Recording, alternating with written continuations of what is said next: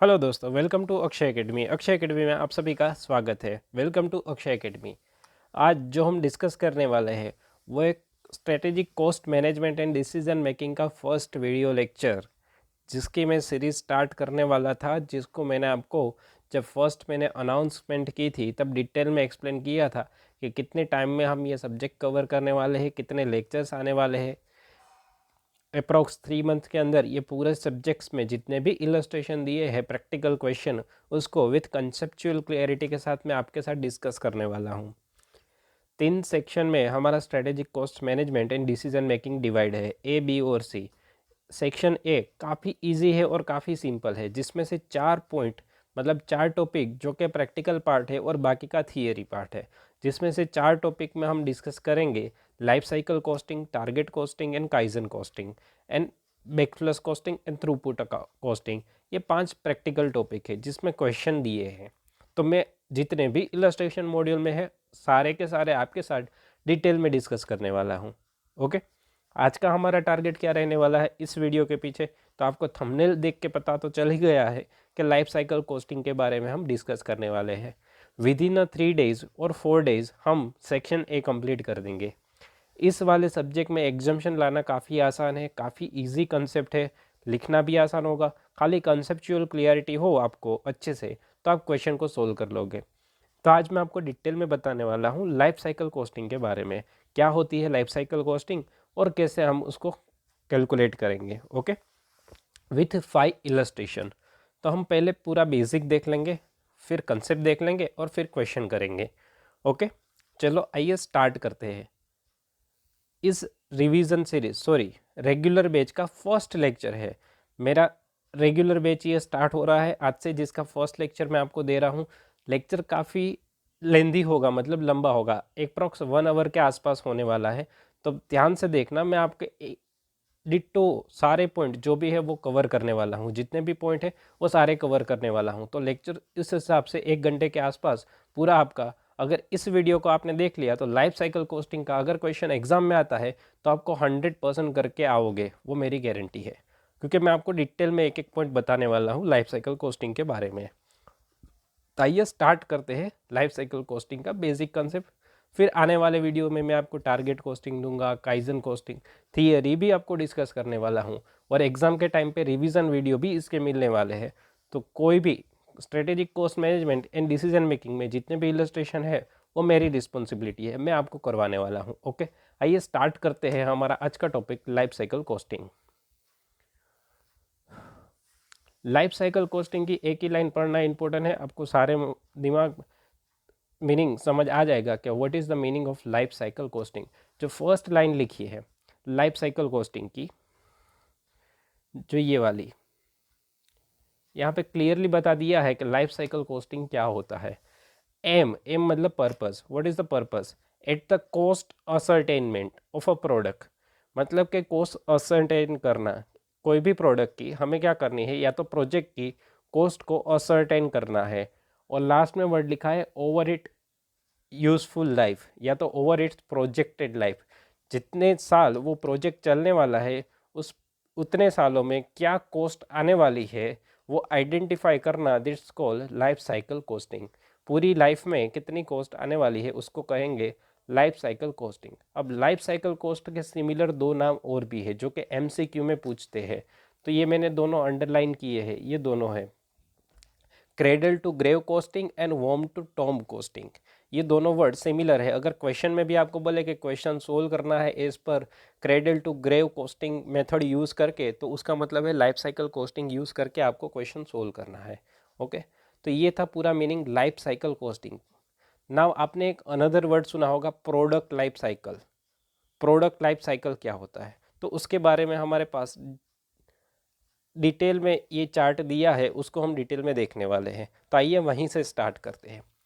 कोई भी प्रोडक्ट होती है या तो कोई भी प्रोजेक्ट होता है तो उसकी एक लाइफ होती है, जिसमें 4 स्टेज में डिवाइड करते हैं उसको। कौन कौन से स्टेज होते हैं आइए समझते हैं। पहला स्टेज होता है इंट्रोडक्शन का, मतलब जब हम नई प्रोडक्ट मार्केट में आती है तो वो कौन से स्टेज पे होती है, इंट्रोडक्शन स्टेज पे है।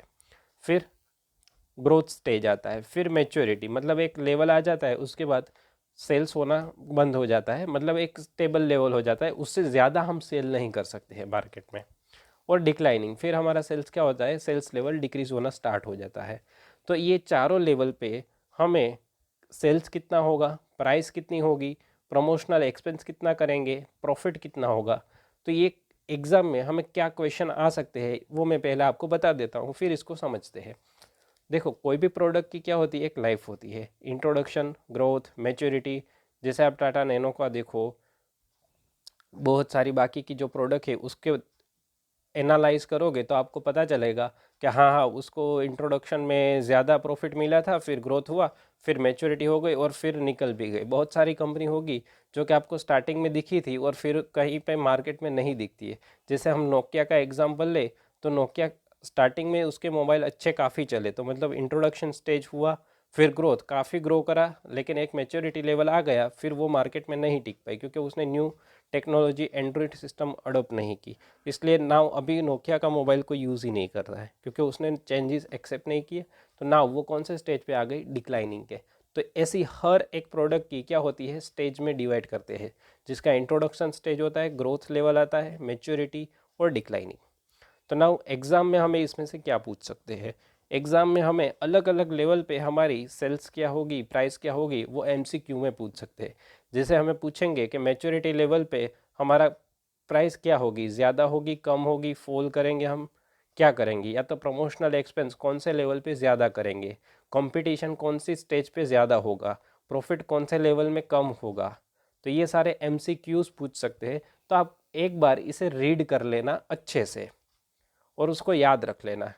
ओके, आपको समझ आ जाएगा और एमसीक्यू पूछे तो उसकी भी प्रैक्टिस आपकी हो जाएगी। मैं स्टार्ट करने वाला हूँ डायरेक्ट इलस्ट्रेशन नंबर 1 कि प्रोडक्ट लाइफ साइकिल की कॉस्ट कैसे निकालेंगे। तो काफ़ी इजी एग्जाम्पल दिया है, मैं पैराग्राफ पूरा नहीं पढ़ने वाला, आप एक बार रीड करना। मैं जो जो चीज़ें दी है उसका ऊपर से आपको आइडिया बता देता हूँ कि क्या क्या उस पैराग्राफ में इंफॉर्मेशन लिखी है। तो आइए मैं आपको डिटेल में बता देता हूँ। देखो, यहाँ पे एक विप्रो कंपनी लिमिटेड की प्रॉफिटेबिलिटी की इंफॉर्मेशन दी है और उसके 3 सॉफ्टवेयर है।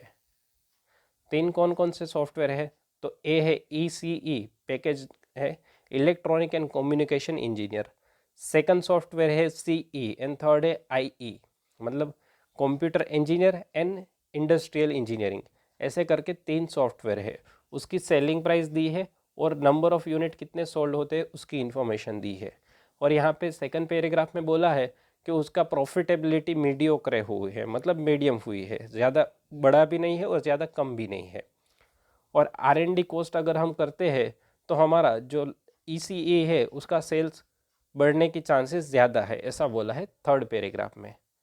नाउ फोर्थ, आगे। अब अमित करके हमारा एक इंजीनियर है, सॉफ्टवेयर डिवीज़न का मैनेजर है, सॉफ्टवेयर डिवीज़न के मैनेजर है अमित भाई। तो अमित भाई का कहना है कि हमें क्या करना चाहिए, लाइफ साइकिल कॉस्टिंग की मेथड यूज़ करके हमें क्या फाइंड आउट करना चाहिए, रेवेन्यू और कॉस्ट आइडेंटिफाई करना चाहिए। तो उसके हिसाब से उसने रेवेन्यू फाइंड आउट की है कि first year and second year, मतलब 2 साल की लाइफ है, उसमें कितनी रेवेन्यू रहेगी फर्स्ट ईयर को और कितनी सेकंड ईयर को। जैसे मैं ECE के बारे में बताऊं तो रेवेन्यू है first year 5 lakh and second year 20 lakh. CE के बारे में देखो तो 6 लाख एंड 9 लाख। तो ये रेवेन्यू दी है तीनों। एंड उससे रिलेटेड कितनी कितनी कॉस्ट आने वाली है दोनों सालों में, जैसे R&D cost, design of product, manufacturing, marketing, distribution कितनी आने वाली है वो इन्फॉर्मेशन दी है। तो आपको रेवेन्यू दिया है और कॉस्ट दी है, तो आप दोनों का डिफरेंस निकालो तो आपको क्या मिल जाएगा, प्रॉफिट मिल जाएगा। ओके, पूछा क्या है हमें, क्वेश्चन क्या पूछा है, देखो तो प्रेजेंट प्रेजेंट करना है हमें। क्या प्रेजेंट करना है sir, product life cycle income statement. ना इनकम स्टेटमेंट क्या होता है, PNL तो आपको पता है कि डेबिट और क्रेडिट करके आप इन्फॉर्मेशन होती है। इनकम स्टेटमेंट में क्या करते हैं, पहले आप रेवेन्यू लिखते हो, मतलब इनकम लिखते हैं, लेस कर देते हैं एक्सपेंसेस, तो जो भी मिलता है उसका प्रॉफिट। तो नाउ बोला है ईच सॉफ्टवेयर पैकेज के लिए हमें क्या बनाना है, इनकम स्टेटमेंट बनाना है। और हमें पता आंसर क्या करना है, तो कि which is most profitable and which is list profitable, दोनों में तीनों में से कौन सा मोस्ट प्रॉफिटेबल है और कौन सा लिस्ट प्रॉफिटेबल है, वो इन्फॉर्मेशन हमें देनी है।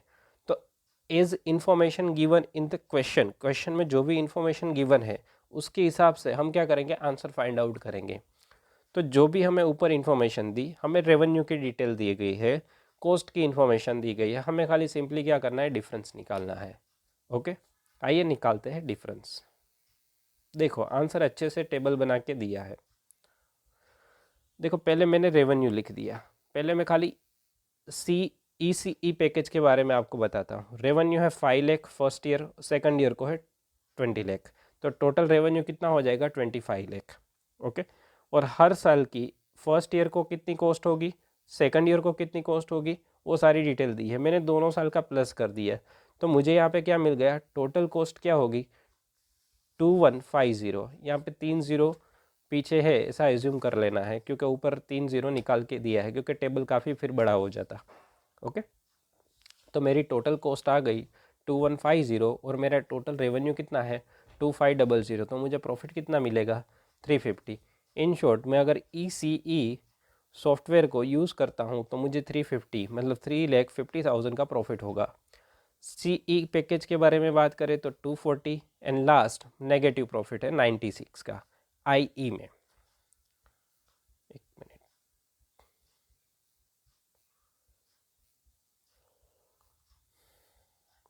IE में क्या है, नेगेटिव प्रॉफिट है। तो now which is most profitable, तो यहाँ पे मोस्ट प्रॉफिटेबल है 350 वाली, और मोस्ट लिस्ट प्रॉफिटेबल कौन सी है, तो वो है 96। ओके, नाउ सेकंड हमें बोला था कि आपको परसेंटेज में भी इंडिकेट करना है, तो हमने एक और कॉलम ऐड कर दी है जो कि है परसेंटेज।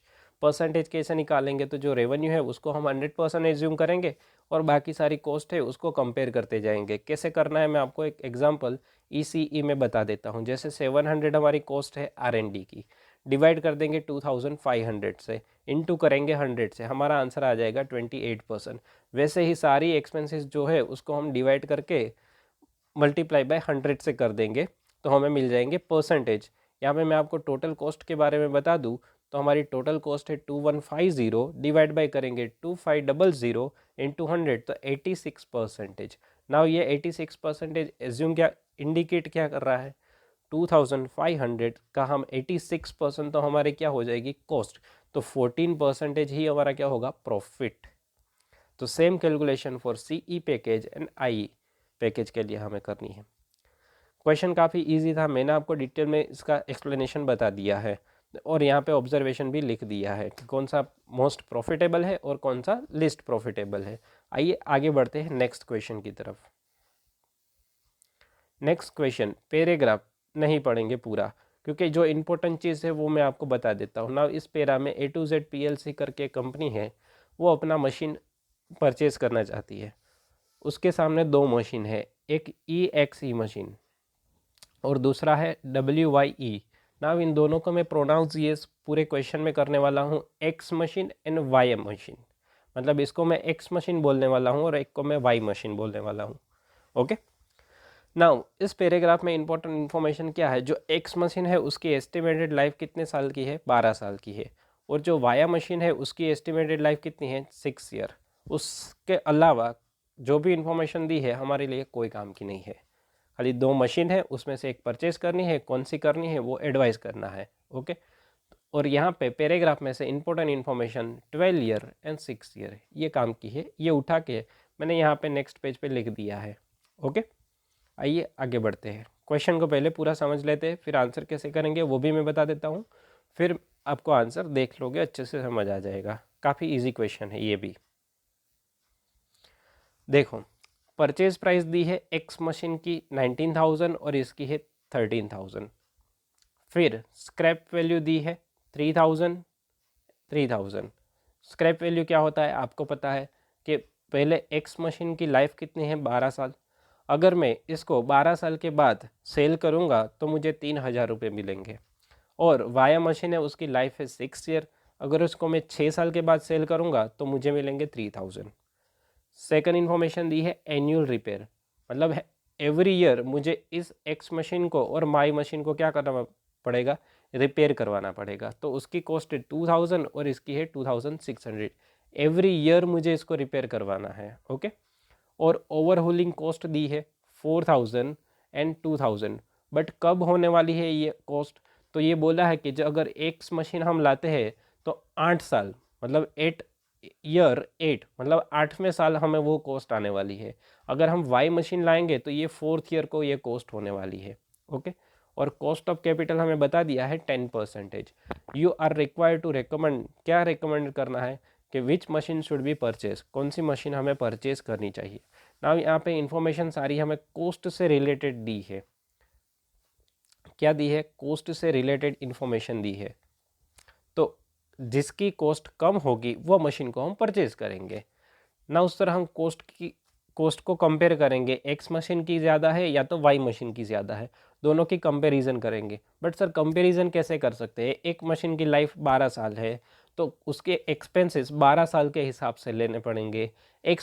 जो वाई मशीन है उसकी लाइफ यहाँ पे दी है 6 ईयर, तो उसके 6 साल के हिसाब से होंगे खर्चे। कॉस्ट वाइज देखो तो 19,000 एंड 13,000 है। तो वैसे देखो तो डिसीजन लेना काफ़ी टिपिकल है। तो यहाँ पे और एक अप्रोच ऐड कर दिया है एट द फाइनल लेवल के इक्विवेलेंट एनुअल रेट, जो कि इंटर में नहीं था, आपको फाइनल में दिया है इक्विवेलेंट एनुअल रेट। क्या होता है इक्विवेलेंट एनुअल रेट, वो मैं आपको डिटेल में बताता हूँ नीचे। पहले मैं आंसर हम इसका कैसे करेंगे वो देखो। हम पहले कॉस्ट दोनों की कैलकुलेट कर लेंगे कि दोनों X machine and Y machine दोनों की टोटल कॉस्ट क्या आएगी 12 साल की और 6 साल की। पहले एज इट इज़ कैलकुलेट कर लेंगे। तो देखो पहले यहीं से मैं आपको एक्सप्लेन करूँ तो इसकी कॉस्ट है 19,000 और इसकी है 3,000। ओके, तो ये तो प्रेजेंट वैल्यू अभी ही मुझे एक्सपेंस हो जाएगा। लेकिन ये जो 3,000 स्क्रैप वैल्यू है और यहाँ पे भी 3,000 है, तो वो मुझे कब मिलने वाले हैं? अगर मैं एक्स मशीन परचेस करता हूँ और उसको 12 साल तक यूज़ करूँगा तो 12 साल के बाद ये 3,000 रुपये मुझे मिलेंगे। तो ये 3,000 तो फ्यूचर की वैल्यू है, तो मुझे अभी प्रेजेंट में उसे लाना पड़ेगा। तो उसको मुझे डिस्काउंट करना पड़ेगा, डिस्काउंट फैक्टर लगाना पड़ेगा वहाँ पे। तो यहाँ पे मुझे डिस्काउंट फैक्टर दे दिया है 10%। तो मैं 12th ईयर का डिस्काउंट फैक्टर से उसे मल्टीप्लाई कर दूंगा तो मुझे क्या मिलेगा 960। यहाँ पे देखो दिख रहा है तो मैं बता देता हूँ 960 आएगा। मतलब कि 12 साल बाद मुझे जो 3,000 मिलने वाले हैं उसकी अभी की प्रेजेंट वैल्यू है 960 रुपीज़। सेम वे यहाँ पे 3,000 है, वो मुझे 6 साल के बाद मिलने वाले हैं, उसकी अभी की वैल्यू मैं फाइंड आउट करूँगा। तो purchase price minus scrap value, क्योंकि उतने पैसे तो हमें मिल जाएंगे तो हम वो लेस कर देंगे। Now next, annual repair cost. Annual repair cost 2,000 and 2,600 हर साल आने वाली है, तो उसको मुझे एन्यूइटी रेट से मल्टीप्लाई करना पड़ेगा। क्योंकि जो एक्सपेंस एवरी ईयर सिमिलर होती है तो हम क्या करते हैं, जो उसका रेट होता है उसको एन्यूइटी में कन्वर्ट कर देते हैं।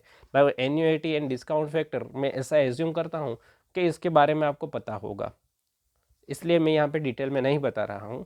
अगर आपको नहीं पता है तो आप कमेंट बॉक्स में लिख दो, मैं आने वाले लेक्चर में एन्यूइटी रेट क्या होता है और डिस्काउंट रेट क्या होता है और उसको कैसे निकालते हैं उसको डिटेल में एक्सप्लेन कर दूंगा। मैं यहाँ पे एज्यूम कर रहा हूँ कि आपको एन्यूइटी के बारे में पता है। एवरी ईयर सेम एक्सपेंस होने वाली है तो हम क्या कर देंगे, एन्यूइटी रेट से मल्टीप्लाई कर देंगे। 2,000 इंटू एन्यूइटी रेट 12 साल का और वहाँ पे 2,600 इंटू एन्यूइटी रेट।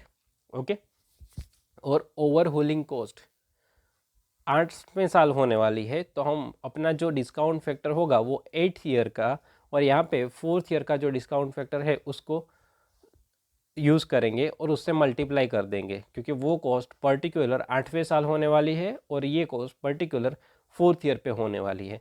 तो उसको मल्टीप्लाई 4th ईयर पे और इसको 8th ईयर पे मल्टीप्लाई करेंगे ना। इसका टोटल कर देंगे तो हमें मिलेगी एक्स मशीन की और वाई मशीन की टोटल कॉस्ट। पहले इसका आंसर देख लेते हैं। मैंने अपने हैंड रिटन नोट्स यहाँ पे रखे हैं। देखो कंप्यूट किया, यहाँ पे देखो कॉस्ट दी है 19,000 एंड 13,000।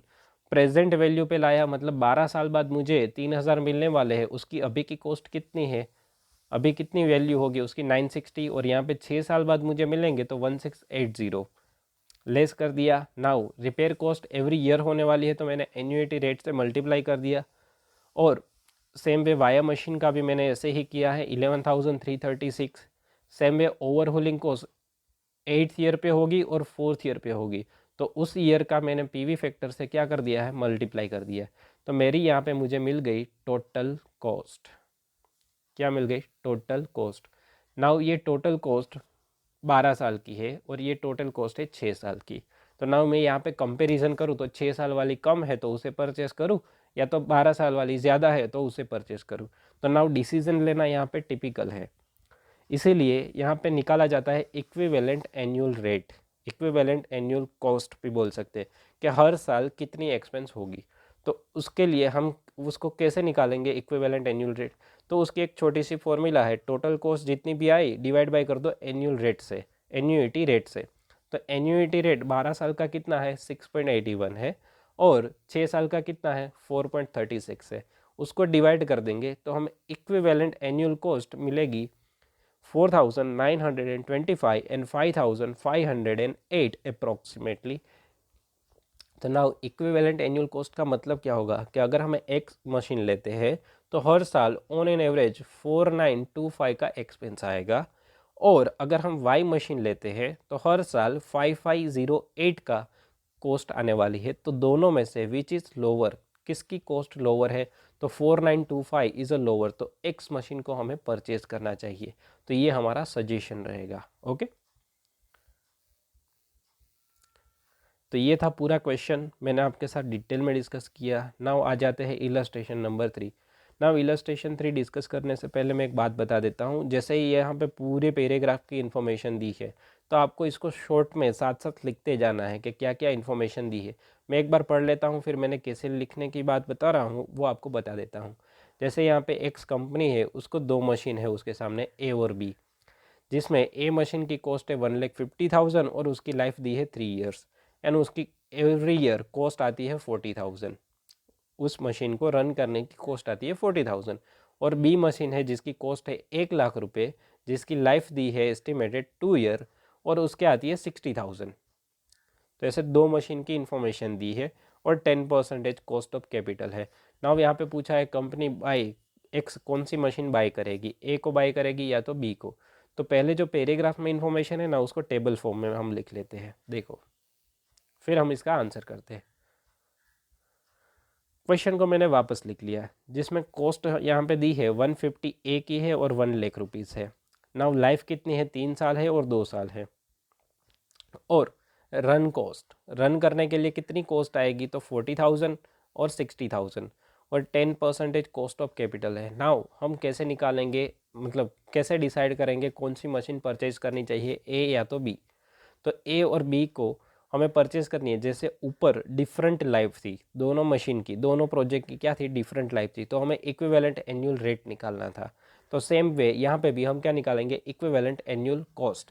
इक्विवेलेंट एनुअल कॉस्ट जिसकी कम होगी उसको हम परचेज करेंगे। ओके, देखो यहाँ पे आंसर, कॉस्ट है 1,50,000 ए की और बी की कितनी है 1,00,000 रुपीज़। रन कॉस्ट कितनी आएगी 99,440 और यहाँ पे आएगी 1,04,100। कैसे आई सर, सर पहली जो मशीन है ना वो 3 साल चलने वाली है, तो 40,000 इंटू एवरी ईयर 40,000 का आपको मेंटेनेंस कॉस्ट बोल दो, तो मेंटेनेंस कॉस्ट कितना आने वाला है 40,000 और बी के लिए कितना आएगा 60,000। तो आपको उसके एन्युइटी रेट से मल्टीप्लाई करना होगा। तो आपका आउटफ्लो कितना मिल गया आपको, अगर मैं मशीन ए की बात करूँ तो 2,49,440 और मशीन बी के लिए बात करूँ तो 2,04,100।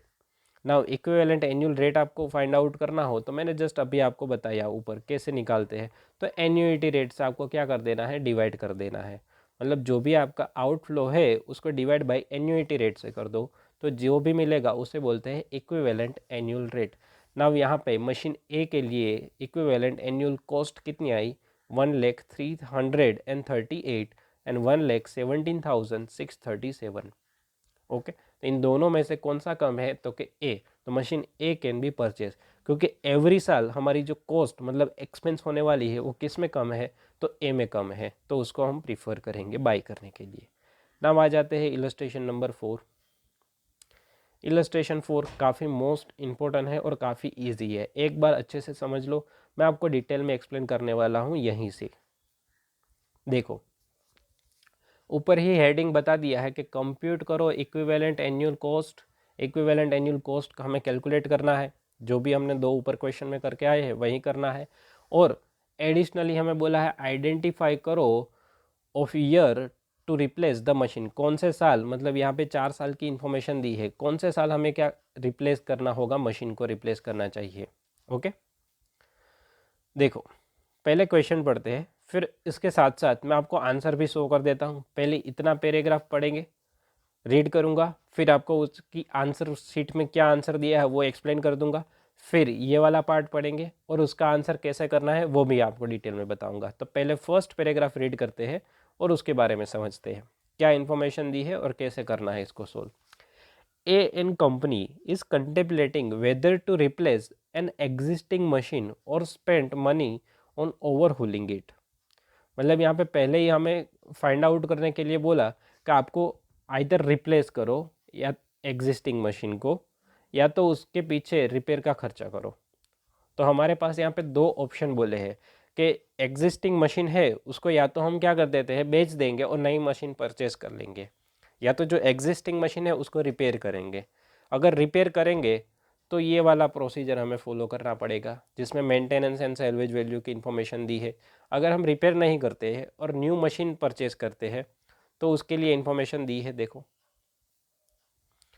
तो अगर हम परचेज करते हैं तो an company currently pay no tax the replacement machine cost 90,000। मतलब अगर जो अभी एग्जिस्टिंग मशीन है उसको निकाल के हम नई मशीन लाएंगे तो वो 90,000 में मिलेगी, और उसका मेंटेनेंस कॉस्ट कितनी आने वाली है 10,000 at the end of every year for 8 year. मतलब 8 साल की उसकी लाइफ है, हर साल 10,000 की कॉस्ट आने वाली है, और 8 साल के बाद उसको हम भंगार में बेच देंगे तो हमें मिलेंगे 20,000। मतलब हमें स्क्रैप वैल्यू दी है। तो इतनी इन्फॉर्मेशन के ऊपर से हमें फर्स्ट ऑप्शन देखना हो कि परचेज क्या इक्विवेलेंट एनुअल रेट क्या होगा। तो यहाँ पे आंसर में आप देखो, हम फर्स्ट कैलकुलेट करते हैं। देखो ये वाला पार्ट मैं आपको एक्सप्लेन करने वाला हूँ फर्स्ट। ओके, तो हम मशीन अगर परचेज करते हैं तो कितने में पड़ेगा 90,000 में, और उसकी मेंटेनेंस कॉस्ट आने वाली है 8 साल तक, एवरी ईयर हमें 10,000 आने वाली है। तो एवरी ईयर हमारा 10,000 तो सेम है, तो हम क्या करते हैं उसको मल्टीप्लाई कर देंगे एन्यूइटी रेट से। एन्यूइटी रेट यहाँ पे दे दिया है 15% कॉस्ट ऑफ कैपिटल है, और उसका एन्यूइटी रेट दे दिया है 4.4873, तो उससे मल्टीप्लाई कर दिया 8,696, तो ये मेंटेनेंस कॉस्ट आएगी। तो हमारा टोटल आउटफ्लो कितना होगा 48,000। सॉरी मैं नीचे चला गया, सॉरी सॉरी, 90,000 हम न्यू मशीन को परचेज करेंगे, और 8 साल तक मेंटेनेंस कॉस्ट 44,873। तो हमारी टोटल आउटफ्लो कितना होगा प्रेजेंट वैल्यू में अगर देखें तो टोटल आउटफ्लो होगा 1,34,873।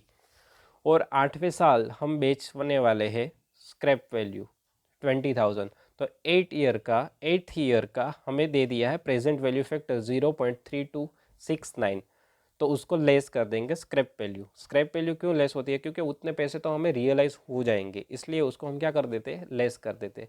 तो अल्टीमेटली हमारी ऑन एन एवरेज कॉस्ट कितनी आने वाली है 1,28,335। ये हमें 8 साल की पूरे लाइफ जो मशीन रहने वाली है उसकी कॉस्ट मिल गई। तो ये तो 8 साल की है, हमें क्या निकालना है इक्विवेलेंट एनुअल कॉस्ट। तो हमें क्या करना होगा एन्यूइटी फैक्टर 4.4873 से डिवाइड कर देंगे, तो 28,600 हमें मिलेगा इक्विवेलेंट एनुअल कॉस्ट। अगर हम मशीन को रिप्लेस करते हैं मतलब न्यू मशीन परचेज करते हैं तो एवरी ईयर हमें कॉस्ट कितनी आएगी 28,600। तो नाउ ये ऑप्शन था फर्स्ट, अगर हम मशीन को क्या करते हैं परचेज करते हैं मार्केट में से, तो जो इक्विवेलेंट एनुअल कॉस्ट आएगी वो 28,600 होगी। नाउ हम आगे का पार्ट पढ़ते हैं, अगर हम मशीन को रिप्लेस नहीं करते उसको रिपेयर करते हैं तो कौन से साल में हमें रिप्लेस करना चाहिए, मतलब कौन से साल ये मशीन हमें क्या कर लेनी चाहिए बाय कर लेनी चाहिए। तो उसके पहले क्वेश्चन पढ़ लेते हैं फिर इसका सॉल्यूशन करते हैं। देखो फर्स्ट पैराग्राफ पढ़ लिया हमने, उसकी बात भी हो गई। नाउ आगे इसमें एक लास्ट लाइन बोली है कि मेंटेनेंस कॉस्ट एवरी ईयर बढ़ती जाएगी और सेल्वेज वैल्यू एवरी ईयर क्या होती जाएगी डिक्रीज होती जाएगी, और कॉस्ट ऑफ कैपिटल है 15%। इतनी इन्फॉर्मेशन दी है और ऊपर पूछा है हमें कौन से साल पे रिप्लेस करनी चाहिए। तो नाउ डिटेल में हम इसको समझते हैं। तो यहाँ पे हम अजम्पशन करते जाएंगे कि हम फर्स्ट ईयर रिप्लेस करते हैं, सेकंड ईयर रिप्लेस करेंगे, थर्ड ईयर रिप्लेस करते हैं, फोर्थ ईयर रिप्लेस करते हैं। तो नाउ प्रेजेंट से शुरू करते हैं हम। प्रेजेंटली अभी हमारी मेंटेनेंस कॉस्ट 0 है और उसको अभी उस मशीन को हम बेच देते हैं, मतलब रिपेयर ना करवाए और उसको सेल कर देते हैं, तो 40,000 मिलेगा। कितने पैसे मिलेंगे? 40,000। बट अगर इसको हम बेचते नहीं है और इसको यूज़ करते हैं तो ये जो सेल्वेज वैल्यू है हमें रियलाइज़ नहीं होने वाली, तो ऑब्वियसली वो हमारी क्या हो जाएगी? कॉस्ट हो जाएगी, क्योंकि जो पैसे ना मिले वो हमारी कॉस्ट हो जाती है। जैसे ये 40,000 में अभी ये मशीन बेच देता हूँ तो मुझे 40,000 रियलाइज़ हो जाएंगे, लेकिन मैं इसको बेच नहीं रहा हूँ और उसको यूज़ करूँगा तो ये 40,000 मेरी क्या बन जाएगी? कॉस्ट। और उसके पीछे मेंटेनेंस भी लगेगा 10,000 रुपीज़ का। फर्स्ट ईयर कितना है मेंटेनेंस? मेंटेनेंस कॉस्ट 10,000, तो 40,000 प्लस 10,000, 50,000 पूरी क्या हो जाएगी? कॉस्ट हो जाएगी। और अगर मैं फर्स्ट ईयर के एंड में उसे बेच दूँ तो मुझे कितना मिलेगा? 25,000 रुपीज़। तो इन शॉर्ट फर्स्ट यहाँ पे हम एज्यूम करेंगे, ऐसे 4 ऑप्शन हमें क्रिएट करने हैं जहाँ पे मैं पीवी प्रेजेंट वैल्यू फैक्टर लगाए बिना आपको कंसेप्ट एक्सप्लेन करने के लिए यहाँ पे बता रहा हूँ कि कैसे कैलकुलेशन करनी है। एक बार फिर समझ लो, हम फर्स्ट ईयर उसको बेचते हैं, अभी बेच देते हैं तो 40,000 मिलेंगे, बट अभी उसको सेल नहीं कर रहे हैं, उसको यूज़ करेंगे फर्स्ट ईयर और उसके एंड में जाके हम सेल करते हैं। तो 40,000 हमारा क्या बन जाएगा? कॉस्ट। प्लस उसको मेंटेन भी करना होगा पूरे साल, तो 10,000 वो भी कॉस्ट आएगी। और at the end of first year हम उसको सेल करते हैं, तो हमें कितने में सेल करेंगे? 25,000 में। तो अगर फर्स्ट ईयर हम बेच देंगे तो हमें कितना, हमारी कितनी कॉस्ट आएगी? 25,000। ऐसा हम बोल सकते हैं क्योंकि 40,000 प्लस 10,000 ये हमारी कॉस्ट है और उसको बेचेंगे कितने में? 25 से, तो कॉस्ट कितनी होगी? 25,000। नाउ फर्स्ट ईयर के एंड में भी हमने नहीं बेचा, तो हमारी जो 25,000 बेच के हमें मिलने वाले थे सेल्वेज वैल्यू, वो भी हमारी क्या बन जाएगी? कॉस्ट, क्योंकि बेचेंगे तो पैसे मिलेंगे, अगर नहीं बेचा तो वो हमारी कॉस्ट। और उसके बाद सेकंड ईयर 20,000 हमारी क्या आएगी? मेंटेनेंस कॉस्ट, क्योंकि मेंटेनेंस कॉस्ट इंक्रीज होती जा रही है। तो टोटल करोगे आप तो 45,000 होगा। और सेकंड ईयर के एंड में अगर आप बेचते हो तो कितने में बेचोगे? 15,000 में। तो आपको कॉस्ट क्या रहेगी? 30,000। ये मैं विदाउट अप्लाइंग पीवी फैक्टर के बारे में बता रहा हूँ। ऐसे आपको सोल्व करना है आगे पीवी फैक्टर लगा के। Okay, now third year same way, अगर मैंने ये सेकंड ईयर को भी मशीन नहीं बेचा 15,000 में, तो मुझे 15,000 मेरी क्या बन जाएगी? कॉस्ट। और 30,000 मेंटेनेंस, तो 30 प्लस 15,000 कितना होगा? 45,000। और थर्ड ईयर के एंड में अगर मैं सेल करूंगा इसको तो मुझे कितने मिलने वाले हैं? 10,000। तो 45,000 माइनस 10,000 करो तो आपको 35,000 कॉस्ट आएगी। और सेम वे अगर इस मशीन को मैं थर्ड ईयर के एंड में भी नहीं बेचूंगा तो ये 10,000 मेरी जो सेल्वेज वैल्यू थी वो भी मेरी कॉस्ट बन जाएगी, और उसके पीछे मेंटेनेंस में लगा दूंगा 40,000, और at the end of the year मुझे कुछ नहीं मिलेगा, ज़ीरो, तो 50,000 मेरी कॉस्ट बन जाएगी। तो जिस साल में हमारी कॉस्ट कम होगी उस साल हमें क्या कर देना चाहिए? रिप्लेस कर देना चाहिए। इन शॉर्ट, नाउ आंसर कैसे करना है आपको डिटेल में एक्सप्लेन करता हूँ। जैसे मैंने 4 ऑप्शन बताए ना, वही 4 ऑप्शन यहाँ पे मैं एक्सप्लेन करने वाला हूँ। देखो, जो भी मैंने ऊपर एक्सप्लेन किया कि 40,000 सेल्वेज वैल्यू दी है, नाउ सेल्वेज वैल्यू आप यहाँ पे कॉस्ट में कैसे कन्वर्ट हो गई, तो उसका मैंने लॉजिक आपको समझा दिया है कि अगर मैं उसको बेच देता हूँ तो मुझे कैश रियलाइज़ होगी ना, अगर मैं उसको सेल ही नहीं कर रहा हूँ तो वो तो मेरी क्या हो जाएगी? कॉस्ट हो जाएगी। तो यहाँ पे मेरा ऑप्शन 1 में क्या हो गई? कॉस्ट 40,000। मैं ऐसा एज्यूम कर रहा हूँ मैं उसको अगले साल बेच दूंगा, तो अगले साल मुझे मेंटेनेंस कॉस्ट भी आने वाली है, कितनी आएगी? 10,000। तो उसका प्रेजेंट वैल्यू में मैंने कन्वर्ट करके मेरी टोटल कॉस्ट हो गई 48,696 टोटल कॉस्ट। नाउ मैं उसको फर्स्ट ईयर के एंड में सेल करने वाला हूँ तो मेरी स्क्रैप वैल्यू मुझे दी है 25,000, तो वो उसकी भी प्रेजेंट वैल्यू निकाली 21,739, लेस कर दिया, तो at the end of first year मैं अगर उसको सेल करता हूँ तो मेरी कॉस्ट कितनी होगी? 26,957। और इक्विवेलेंट एनुअल कॉस्ट निकालनी हो तो डिवाइड बाय मैं उसको कर दूंगा एन्यूइटी रेट से, जो कि 0.8689 उतना ही होगा, क्योंकि 1/1.15 करोगे आप तो जो भी एन्यूइटी रेट आएगा उससे आपको क्या कर देना है? डिवाइड कर देना है। तो 26,957 आप उससे डिवाइड कर दो तो आपको मिलेगा इक्विवेलेंट एनुअल कॉस्ट। अगर मैं उसको फर्स्ट ईयर रिप्लेस करता हूँ तो 31,000 मेरी एवरी ईयर कॉस्ट आने वाली है। ओके, नाउ सेकंड ऑप्शन भी सेम कैलकुलेशन है। अगर मैं सेकंड ईयर उसे क्या करता हूँ, रिप्लेस कर नहीं करता हूँ, तो मेरी 25,000 जो सेल वैल्यू है वो मेरी कॉस्ट बन जाएगी और मेंटेनेंस कॉस्ट उसमें ऐड हो जाएगी, तो टोटल कॉस्ट आ जाएगी 42,391। और जो भी सेलवेज वैल्यू 15,000 है उसको मैं लेस कर दूंगा तो मेरी टोटल कॉस्ट क्या आ जाएगी 29 समथिंग, और उसको मैं इक्विवेलेंट एनुअल रेट निकाल लूँगा सेकंड ईयर का भी। सेम वे थर्ड ईयर और fourth year same calculation, 15,000 plus कर देंगे मेंटेनेंस, उसका टोटल आ जाएगा, लेस कर देंगे 10,000 जो मैंने ऊपर एक्सप्लेन किया था वही चीज़ यहाँ पे दी है, तो यहाँ पे भी आ गया 37,250। आप एक चीज़ नोट कर रहे हो, जैसे जैसे आगे मैं बढ़ रहा हूँ तो वैसे ही इसकी इक्विवेलेंट एनुअल कॉस्ट है वो इंक्रीज़ हो रही है। इंक्रीज़ हो रही है मतलब उसकी मेंटेनेंस कॉस्ट बढ़ रही है, इस वजह से ये क्या हो रही है, इंक्रीज़ हो रही है। ओके, तो ना अब ऑप्शन आपको देखना हो, पांचों आप ऑप्शन कंपेयर करो। अगर मैं बाई करता हूँ तो मेरा इक्विवेलेंट एनुअल रेट क्या था, और मैंने 4 साल की कंपैरिजन में निकाला वो कितना था, तो इन पांचों में से लिस्ट वन कौन सा था, तो आपने नोट किया हो तो यहाँ पे दिखा देते हैं। फर्स्ट लास्ट का आप देखो तो 51,500 है, यहाँ पे 37,250। ओके, और ऊपर 2 साल का इक्विवेलेंट एनुअल रेट देखो, इसका है 31,000 एंड 33,750। और जो हम अगर ये चारों को मतलब ये अगर रिपेयर करवाते हैं तो ये आएंगे, और अगर इसको हम रिप्लेस करते हैं तो हमारा इक्विवेलेंट एनुअल रेट क्या है 28,600। तो इन पांचों ऑप्शन को ऑब्जर्व करने के बाद हम इसका डिसीजन देना है, हमें बाय करना है या उसको रिपेयर करना है। तो हम यहाँ पे डिसीजन देंगे क्योंकि इक्विवेलेंट एनुअल कॉस्ट हमारी कम थी फर्स्ट मतलब बाय के ऑप्शन में, तो हमें इस मशीन को क्या करना चाहिए, बाय करना चाहिए। नाउ एनालिसिस यहाँ पे लिखा है, देखो एक बार पढ़ लेते हैं। Since the equivalent annual cost of a new machine is lesser than that the existing machine, मतलब existing machine को अगर रिपेयर करवाएंगे बाकी सारा खर्चा करवाएंगे तो उसकी कॉस्ट ज़्यादा आती है, इक्विवेलेंट एनुअल कॉस्ट क्या आ रही है, हाइयर है। और जो न्यू मशीन अगर हम इंस्टॉल करवा लेते हैं तो उसकी क्या है, इक्विवेलेंट एनुअल कॉस्ट कम है। तो it is suggested that to replace the existing machine with new machine, existing machine को न्यू मशीन से रिप्लेस कर लेना चाहिए। The equivalent annual cost of existing machine is higher at all the 4 year. Equivalent annual cost हर साल में क्या होती जा रही है, बढ़ती जा रही है, जैसे हमने ऊपर कैलकुलेशन की थी। ओके, तो मशीन को क्या कर लेना चाहिए, बाय करना चाहिए। Now last question, illustration number 5। Question पढ़ते हैं।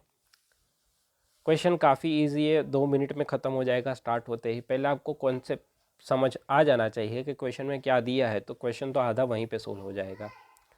A company is considering the purchase of machine for 3,50,000, 350 में से मशीन परचेज करने की बात कर रहे हैं। इट इज़ क्वाइट कॉन्फिडेंस, अब कॉन्फिडेंस क्या है, that it can sell the goods produce by machine as yield the annual cash surplus 1,00,000 rupees. हर साल उसको 1,00,000 रुपये का कैश फ्लो मिलेगा, वैसे उसका कॉन्फिडेंस है, क्वाइट कॉन्फिडेंस है अगर ये मशीन परचेज करते हैं तो। There is a however uncertainty, uncertainty तो होती ही है, जैसे एग्ज़ाम में हमारे हुआ था अनसर्टेनिटी, ऑनलाइन मोड में भी आपको पता ही है। To the machine working life यहाँ पे दी है हमें, डिफरेंट मशीन की लाइफ दी है, और उसके सामने नंबर ऑफ मशीन दी है। जैसे यहाँ पे मैं आपको बताऊँ कि 3 ईयर मतलब जिस मशीन की लाइफ 3 ईयर है वैसे कितने मशीन है, 20 मशीन है। जिस मशीन की लाइफ 5 ईयर है वैसे 100 मशीन दिए है। जिस मशीन की लाइफ 7 ईयर है वैसे कितने हैं, 10 मशीन है। ऐसे करके टोटल हमारे पास 250 मशीन है, और उन एस्टिमेशन लाइफ के हिसाब से हमें यहाँ पे एनपीवी दे दिया है, और हमें पूछा किया है you are required to advise whether company should purchase machine or not. अगर एनपीवी दिया है, पॉजिटिव आता है तो हम परचेज करते हैं, नेगेटिव आता है तो नहीं करते हैं, बस यही निकालना है। कैसे निकालेंगे, पहले हम यहाँ पे प्रोबेबिलिटी देख लेंगे। यहाँ पे एस्टिमेटेड लाइफ दी है और यहाँ पे टोटल 250 मशीन है, तो 20 मशीन की प्रोबेबिलिटी निकालेंगे, मतलब 20 divide by 250, 50 divide by 250, 100 divide by 250 और 70 डिवाइड बाई 250। इससे हमें क्या मिलेगा, प्रोबेबिलिटी मिलेगी। क्योंकि मशीन जो है 3 साल चलने वाले कितने मशीन है, 4 साल चलने वाले कितने मशीन है, 5 साल कितने मशीन चलने वाले हैं, तो उसकी प्रोबेबिलिटी हमें मिलेगी। और उसके सामने उसका एनपीवी कितना है, तो 2 का तो आप देख रहे हो फर्स्ट नेगेटिव ही है और बाकी 3 का पॉजिटिव है, तो उससे मल्टीप्लाई कर देंगे, जो भी प्रोबेबिलिटी आएगी उससे मल्टीप्लाई कर देंगे और फिर उन पांचों का टोटल करेंगे हम। अगर आंसर पॉजिटिव रहा तो मशीन परचेज करनी चाहिए, अगर आंसर नेगेटिव रहा टोटल तो हम परचेज नहीं करेंगे। देखो आंसर, यहाँ पे प्रोबेबिलिटी निकाली, जैसे मैंने एनपीवी बोला था मल्टीप्लाई कर दिया तो एस्टिमेटेड वैल्यू आ गई और टोटल वैल्यू जो आंसर मिला 26,480। तो ये आंसर आया पॉजिटिव। तो हमें मशीन क्या कर लेना चाहिए, तो यहाँ पे हमने डिसीजन लिख दिया एसेट शुड बी परचेज, क्योंकि पॉजिटिव आंसर आया है इसलिए। तो ये था मेरा डिटेल में डिस्कशन। इलस्ट्रेशन नंबर 5 मतलब लास्ट वाला भी मैंने डिटेल में आपके साथ डिस्कस कर लिया है। अगर इन पांचों इलस्ट्रेशन में से आपको कोई भी डाउट है, कोई भी क्वेरी है, तो आप मुझसे डायरेक्टली कनेक्ट भी हो सकते हो, या तो आप अगर किसी सब्जेक्ट में एक्सपर्ट हो और आपको पता है कि मैं इस क्वेश्चन या तो इस सब्जेक्ट के डाउट अगर होते हैं किसी भी बच्चे को ऑल ओवर इंडिया में, तो मैं उसका रिप्लाई कर सकता हूँ। तो आपको क्या करना होगा, आपको एक ग्रुप में ज्वाइन होना पड़ेगा। कौन सा ग्रुप है, क्या करते हैं सर यहाँ पे ग्रुप में, हम क्या क्या एक्टिविटी होती है ज़रा वो भी बता दीजिए। सर ये अक्षय एकेडमी फाइनल का भी ग्रुप है, अक्षय एकेडमी इंटर का भी ग्रुप है। Specially CA all over India में जितने भी बच्चे सेल्फ स्टडी करते हैं या तो कोचिंग किसी भी क्लासेस से लेते हैं, लेकिन एग्ज़ाम के टाइम पे आपको पता होगा कि हमारी क्वेरीज जो भी होती है वो सोल्व करने के लिए कोई भी फैकल्टीज़ अवेलेबल नहीं होती है। खाली हमें revision video, booster revision, marathon revision वो सारे लेक्चर होते हैं, लेकिन हमारी जो भी क्वेरी होती है वो सोल्व करने के लिए कोई अवेलेबल नहीं होता है।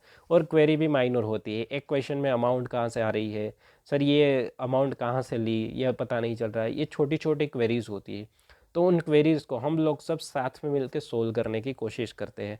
जैसे एग्ज़ाम के टाइम पे ये जो इंटर वाला ग्रुप है काफ़ी एक्टिव था, काफ़ी सारे बच्चों ने अपनी क्वेरीज डाली, काफ़ी सारे बच्चों ने खुद एक दूसरे की हेल्प की और एक दूसरों की क्वेरी सोल्व की और काफ़ी अच्छा मोटिवेशन वाला माहौल बना। तो आपको भी अगर फाइनल के बच्चे हो, SCM, DT, लो, कोस्टिंग, कोस्ट ऑडिट, कोई भी सब्जेक्ट, CFR, किसी भी सब्जेक्ट में कोई भी डाउट है तो आप फाइनल वाले ग्रुप में आ जाइए, ज्वाइन कर लीजिए, अपना डाउट डाल दीजिए।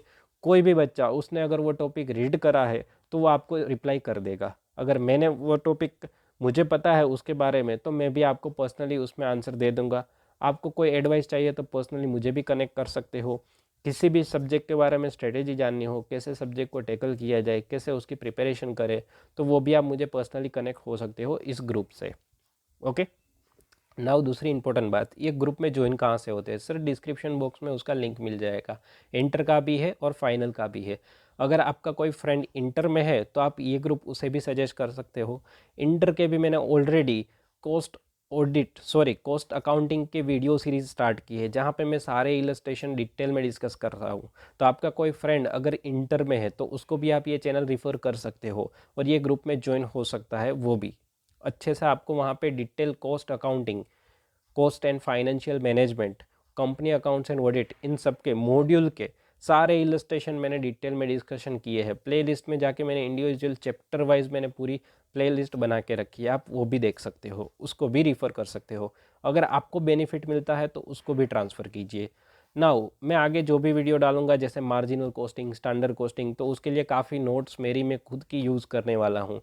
तो अगर आपको ये नोट्स चाहिए तो आपको क्या करना होगा, टेलीग्राम को ज्वाइन करना पड़ेगा, क्योंकि मैं PDF सारी व्हाट्सएप में अगर प्रोवाइड करवाता हूँ तो आपकी सारी चैट्स के कारण वो क्या हो जाएगी, ऊपर चली जाती है और जो न्यू बच्चे ज्वाइन होते हैं उसको मिलती नहीं है। इसलिए मैंने 2 ग्रुप अलग से प्रोवाइड किए हैं टेलीग्राम के। टेलीग्राम में सारी PDF में अवेलेबल करवाने वाला हूँ। जैसे PDF होगी उसके नीचे उसका वीडियो का लिंक होगा। जैसे PDF मैंने इस लेक्चर की भी डाल दी है तो इसके नीचे वीडियो का लिंक भी मिल जाएगा, तो उसमें जो भी नोट्स होगी उसका सारा एक्सप्लेनेशन आपको वीडियो में मिल जाएगा।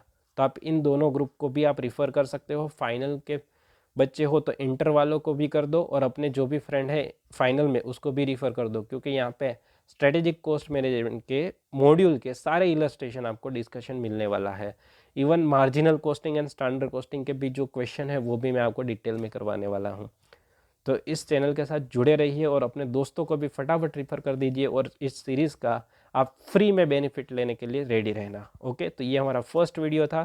थैंक यू फॉर वॉचिंग और चैनल को सब्सक्राइब करना, वीडियो को लाइक करना ना भूलें और अपने फ्रेंड को सजेस्ट कर दीजिए कि सारी सीरीज स्टार्ट हो चुकी है, कमर कस ले, एग्ज़ाम की प्रिपरेशन अभी से करनी है, ना कि 6 महीने बाकी है तो उसका वेट करना है। Okay, thank you for watching my video. Thank you. मिलते हैं नेक्स्ट लेक्चर में।